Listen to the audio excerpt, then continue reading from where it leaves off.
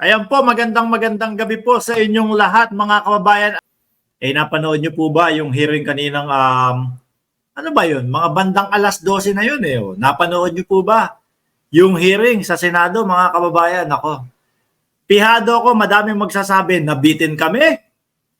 Pihado ako, madaming magsasabi na ang daming gusto naming marinig kaso hindi itinanong. O yan, mamaya i-explain po natin mga kababayan. Pero bago po ang lahat, mga boss, Chief Amo, Sir, dito po sa ating channel, napakasimple lang po mga kababayan. Simpleng-simple lang po. Kung kayo po ay hindi nakaka-receive ng mga notifikasyon galing kay YouTube o kapag tayo ay naka-live na, nako, pindutin nyo lang po yung subscribe button para naman po lahat ng ating ginagawang content or lahat ng ating live stream mga kababayan, kayo po ay papadala ng notification ni YouTube mga bossing. Ayan, pagkapindot nyo po yung subscribe, lalabas po dyan is notification and piliin nyo lang po yung all para lahat po, lahat as in lahat, kada live natin lalabas sa inyo yung notification na tayo ay naka-live na po. And bandang ilalim naman po ng Mark Ramos, mga kababayan. Nandiyan po yung like button, mga bossing. Pindutin nyo lang po yan at pagkatapos, i-komento nyo kung pang ilan ng inyong like upang sa ganoon madaanan ko ng shoutout ang inyong mga comment dyan sa comment section. Ang inyong mga pangalan dyan sa comment section. Ako nararamdaman ko ang mapupuruhan dito o ang talagang mapupukusan ng mga tanong mga bossing, si De La Serna. Ano po? Kay De La Serna, unang round pa lang po, which is unang hearing pa lang po, mga kababayan. Ramdam mo na may mga butas sa kanya eh. Ramdam mo na may mga itinatago eh. Bakit ho? Yung sinasabi niya, nakikistay sa Pogo. Di ba? Nakikistay sa Pogo Hub, sa Porac. Biruin nyo, libre mga kababayan. Hindi niya alam. Hindi ko po alam, Your Honor, kung bakit hindi po nila ako sinisingil eh. Sino pong aanga-anga ang maniniwala sa ganong naratibo, mga kababayan? Biruin mo yan, ha? Sabi ni Senadora Risa Ontiveros. Saang unit ka? Ano ang mga nakikita mo doon sa loob ng Pogo? Hirap siyang sabihin. Ayaw niyang sabihin, mga kababayan. No? Sabi ni Senadora Risa Ontiveros, pagpasok ng Fortuner mo doon sa Pogo, nakadilat ang mata mo. No? Dilat ang mata mo, ibig sabihin nakikita mo yung loob. Kita mo kung ano. Pero hindi niya maipaliwanag. Ang sabi niya, mga kababayan, nasa loob lang ho ako ng kwarto eh. Yung ani mo bang iniiwasan niya na matanong siya na, alam mo ba kung ano yung mga nangyayari?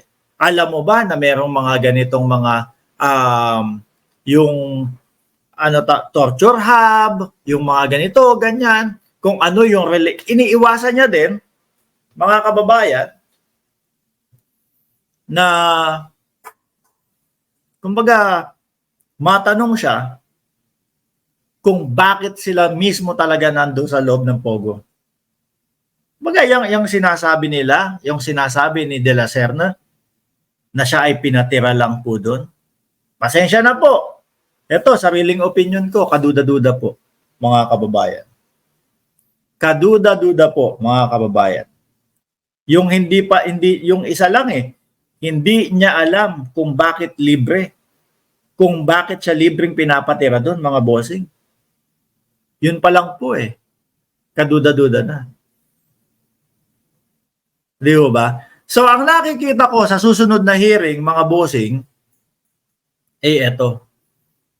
Mas madaming itatanong kay De La Serna. Kasi si Roque, may paikot-ikot yan lawyer di ba?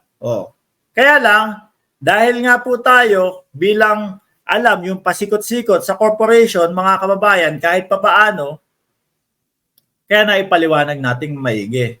Kaya naipaliwanag natin ng kahit kakarampot po. De La Serna talaga ang makukulong dito. Biruin mo kasama siya dun sa kasama siya dun sa may share, mga kababayan. Abangan po natin ito. Sa susunod po, no? Sa susunod po na hearing ng Senado, mga kababayan, mas matindi na po ang gisahan diyan.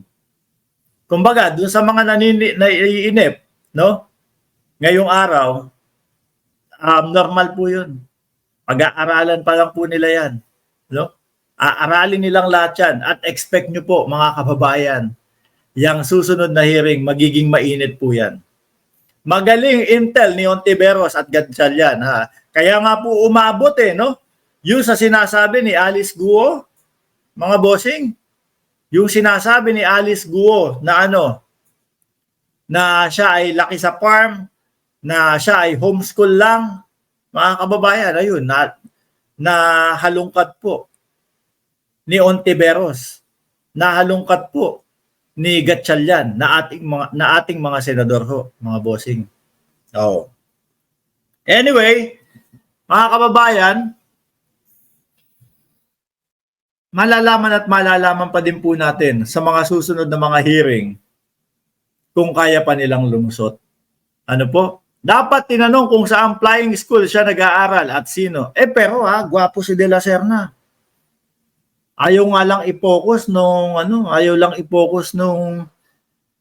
camera kay Harry Roque, mga bossing. No? Isa pa yan. Buti pinaalala mo, hero. Ayaw i-focus nung camera kay Roque habang nagsasalita si De La Serna para naman makita natin kung ano yung reaksyon ni Harry Roque. Hindi kanya ang bahay pero may katiwala siya. Natanong din ho doon, sino ang nagpapaaral sa iyo? No? Pamilya na daw po. Doon din ako nagtaka mga kababayan. Sino ang nagpapaaral sa iyo? Pamilya ko po. Pero kailangan kong ibalik sa kanila yung pampaaral ko. Kasi minsan po yung anak ko, hindi ko siningil ng ganun. O pagka ganito, ibalik mo sa akin yung pampaaral mo, ha? Yung pinagpapaaral ko sa iyo, ibalik mo sa akin, ha? O. Anyway, diskarte ho nila yan, mga kababayan. Naratibo ho nila yan. Tayo na, nagbibigay lang po ng opinion, ng espekulasyon, mga kababayan, kung ano yung nababasa natin doon sa mga kilos at sa mga isinagot nila doon sa hearing sa Senado, mga bossing. No, aktibo pa ang Pogo. No, sa Pilipinas, uso ang fraud sa social media. Si Roque, walang Pogo, pero may Pogi. Watching your good analysis from Norway. Salamat po, Agustina. Sana po naipaliwanag ko ng maayos at kahit po simple lang yung ating pagpapaliwanag tungkol po doon sa korporasyon, mga kababayan, hopefully naintindihan nyo naman po ako, no? Na may-ari ng negosyo, gagawin kong korporasyon, isa, tapos yung korporasyon ko po, na ako nandoon din sa loob, na ako may-ari din ng korporasyon na yon, pwedeng bumili ng property na ipapangalan doon sa korporasyon, pero ang suma total, ako din po ang may-ari, mga kababayan. Iyon ay, ang sinasabi ko po ay sa akin. Okay? Muli po, magpapaalam na ako. Maraming salamat po sa inyong lahat. And bukas po ulit ng umaga, alas 9 ng umaga o alas 8 ng umaga, tayo po ay naka-live. Maraming salamat. Tina B, shoutout sa inyo. And God bless po.